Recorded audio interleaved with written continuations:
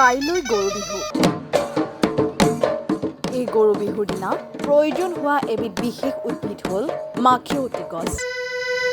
পুৱাই গৰুক নোৱাই ধুৱাই এৰি দিয়াৰ পাছত বিয়লি উভতি অহা ঘৰমুৱা গৰুক এইবিধ উদ্ভিদৰ ডাল পাতেৰে মাখিয়তী মাখিপাত মাখি মাৰো জাক জাক এই বাক্যশাৰীয়ে গোধানক কোবাই কোবাই ঘৰলৈ লৈ অনা হয়। গৰু বিহুৰ দিনা অতিকৈ প্ৰয়োজন হোৱা তথা অসমীয়া গ্ৰাম্য সমাজৰ পৰা হেৰাই যোৱা এই গছবিধ হয়তো এতিয়া চিনি নাপায় নতুন প্ৰজন্মই। এটা সময়ত গ্ৰাম্যাঞ্চলৰ বিভিন্ন হাবি তথা জংঘলৰ লগতে মানুহৰ বাৰীৰ পাছফালে থকা এই গছবিধ সময়ৰ সোঁতত হেৰাই যাবলৈ ধৰিলে। এটা সময়ত অতিকৈ সুলভ এইবিধ উদ্ভিদ এতিয়া দুষ্প্ৰাপ্য হ'বলৈ গতি কৰিছে। কিন্তু এনে এক সময়তে জামুগুৰিহাটৰ আগ্ৰিপাপ গাঁৱৰ এগৰাকী ব্যক্তিয়ে তেওঁৰ ঘৰৰ বাৰীৰ চৌহদত সংৰক্ষণ কৰি ৰাখিছে এই বিশেষ উদ্ভিদজোপা। গাঁওখন হেম বাহাদুৰ কাৰ্কি নামৰ ৪৫ ঊৰ্ধৰ এই ব্যক্তিজন নিজৰ বাৰীতে বছৰ বছৰ সংৰক্ষণ কৰি ৰাখিছে এই উদ্ভিদ। ১০০ৰো অধিক জোপা মাখিয়তী গছ সংৰক্ষণ কৰি ৰাখিছে এইগৰাকী ব্যক্তিয়ে। নৱপ্ৰজন্মৰ চিনাকি কৰাই দিয়া একমাত্ৰ উদ্দেশ্য আগত ৰাখিয়ে বছৰ বছৰ ধৰি সংৰক্ষণ কৰি ৰখা এই মাখিয়তী গছৰ ডালপাত গৰু বিহুৰ দিনা নিবলৈ আহে গৰু গাই পোহপাল দিয়া পহুলোক।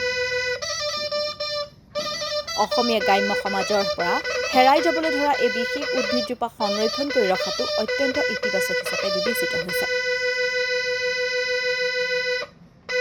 ইয়াৰ বিষয়ত ক'বলৈ হ'লে এইটো অসমৰ জাতীয় বিহুত এইটো একদম একেবাৰে দৰকাৰী। আৰু আমি যিহেতু কৃষিত মানে জড়িত আছোঁ, যিহেতু আমি গৰু পালন বা অন্য খেতিয়ক, সেই হিচাপত গৰু পালন কৰা লোকসকলে বিশেষকৈ এই বস্তুটো আমি অসমীয়া হৈ আজি এই বস্তুটোৰ মানে গৰুক গা ধুৱাই দি কৰিলে হয়।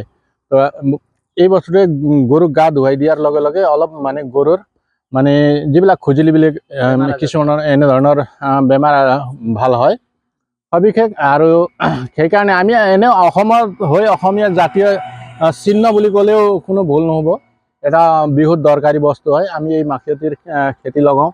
বিশেষকৈ কোনোবা অন্য লোকসকলেও যদি দেখে বা চিনি পায় বা ইয়াৰ প্ৰয়োজন হয় বুলি ক'লে আহি লৈ গ'লে হয়। বজাৰতো বিক্ৰী হয়, এই বস্তুটো মুঠি হিচাপত বিক্ৰী কৰা হয়। আজিকালি হেৰাই গৈছে বহুত কম। আজি হয়, এই অসমত আজি এই বস্তুটো পাবলৈ বহুত নাইকিয়া, দুৰ্লভ হৈ গৈছে।